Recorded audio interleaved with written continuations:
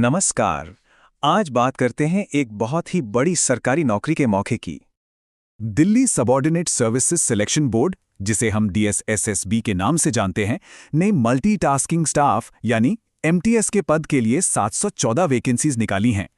तो आज इस पूरे विश्लेषण में हम समझेंगे कि अप्लाई करने से लेकर फाइनल जॉब प्रोफाइल तक इस पूरी प्रक्रिया का हर एक स्टेप क्या है। तो चलिए इसमें गहराई से उतरते हैं। तो सबसे पहले सबसे ज़रूरी सवालों पर आते हैं कि भाई अप्लाई कब से कर सकते हैं और कौन-कौन इसके लिए एलिजिबल है। देखिए, एप्लीकेशन विंडो की तारीखें बहुत खास हैं, तो इन्हें नोट कर लीजिए। ऑनलाइन एप्लीकेशन 17 दिसंबर 2025 को खुलेंगे और 15 जनवरी 2026 को बंद हो जाएंगे। अच्छा, अब जो बात इस मौके को और भी खास बनाती है वो ये है कि ये कितनी आसानी से उपलब्ध है। इसके लिए जो ज़रूरी क्वालिफिकेशन है वो है सिर्फ 10वीं पास और उम्र 18 से 27 साल के बीच होनी चाहिए। ये क्राइटेरिया इससे कई युवा नौकरी ढूंढने वालों के लिए एक बहुत ही शानदार मौका बना देता है। एप्लीकेशन फीस की बात करें तो जनरल और OBC कैंडिडेट्स के लिए ये सिर्फ 100 रुपये है। और कमाल की बात यह है कि सभी महिलाएं, SC, ST, PWBD और एक्स सर्विसमैन आवेदकों के लिए ये पूरी तरह से फ्री है। तो चलिए अब एग्जाम की तरफ बढ़ते हैं। सिलेक्शन का जो पूरा प्रोसेस है वो सिर्फ एक कंप्यूटर बेस्ड टेस्ट पर टिका है। और यहाँ पर एग्जाम का पूरा स्ट्रक्चर साफ साफ दिखता है। 200 सवाल, 200 नंबर और ये सब 5 बराबर सेक्शन में बटा हुआ है। और ये पूरा चैलेंज 2 घंटे में पूरा करना है। तो यहाँ एक बहुत ही ज़रूरी बात ध्यान में रखनी है, नेगेटिव मार्किंग। हर गलत जवाब पर 0.25 मार्क्स कट जाएंगे। इसका सीधा मतलब है कि स्पीड के साथ साथ एक्यूरेसी भी उतनी ही जरूरी है। सिलेबस देखकर थोड़ी घबराहट हो रही है?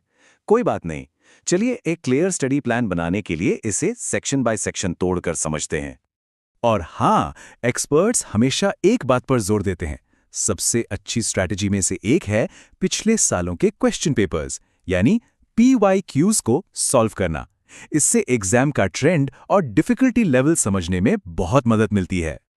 पहले सेक्शन यानी जनरल अवेयरनेस की बात करें तो इसमें हिस्ट्री, संविधान से लेकर करंट अफेयर्स तक सब कुछ कवर होता है। और एक बात खास है, दिल्ली से जुड़ी जनरल नॉलेज पर स्पेशल ध्यान देना होगा। दूसरा सेक्शन है जनरल इंटेलिजेंस और रीजनिंग का। इसमें लॉजिकल स्किल्स परखी जाती हैं। टॉपिक्स जैसे कि सीरीज, कोडिंग, डिकोडिंग और ब्लड रिलेशन, इन सब में स्पीड और एक्यूरेसी सबसे जरूरी है। अब आते हैं तीसरे सेक्शन पर, अरिथमेटिकल एंड न्यूमेरिकल एबिलिटी। इसमें मैथ के जो बेसिक कॉन्सेप्ट्स हैं जैसे परसेंटेज, टाइम एंड वर्क और इंटरेस्ट, वो बहुत ही फंडामेंटल हैं। और आखिर में आते हैं सेक्शन 4 और 5 यानी हिंदी और इंग्लिश लैंग्वेज। देखिए, दोनों में लगभग एक जैसे ही स्किल्स टेस्ट होते हैं, ग्रामर, वोकैबुलरी और पैसेज को समझने की एबिलिटी। तो इतनी सारी मेहनत के बाद आखिर इनाम क्या है? चलिए अब बात करते हैं सैलरी और इस जॉब में असल में काम क्या करना होता है उस पर। ये जो पोस्ट है ये 7th सेंट्रल पे कमीशन के हिसाब से पे लेवल 1 में आती है। इसका मतलब है कि ये एक स्टेबल सरकारी पे स्केल वाली नौकरी है। अगर इसे रुपयों में देखें तो मंथली सैलरी 18,000 से लेके 56,900 रुपये तक की रेंज में होती है। और अलाउंसेस वगैरह मिला के शुरू में इन हैंड सैलरी करीब 16,915 से 20,245 रुपये के बीच बन जाती है।